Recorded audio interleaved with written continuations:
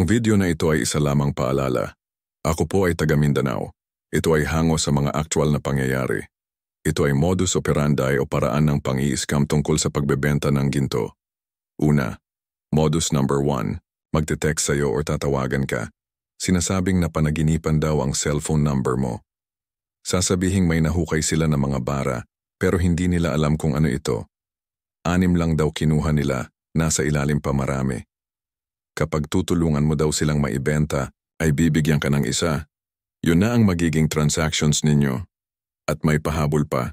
Magsesend ng Buddha, may ukit pang taon sa ilalim. Mura lang ang benta nila, naglalaro sa 20,000 to 50,000.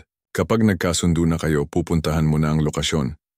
Kapag nandun ka na, may haharap sa'yo na katransaksyon mo.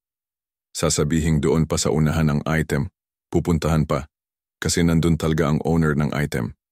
Dito na pagkakataon, mababantayan mo nang meron ng umaaligid na ibang tao na naka-jeep. Habang binabagtas nyo ang susunod na lugar, susundan din kayo ng jeep. Kapag naabot nyo na ang lugar, doon mo makikita ang item. Maaaring ibigay nila sa inyo pagkatapos nyo maabot ang pera o maghahabulan kayo. Pero sa bandang ito, napaligiran na kayo ng ibang kasama nila na may mga hawak na armas. Ingat kaibigan. Laganap ito sa Bukidnon.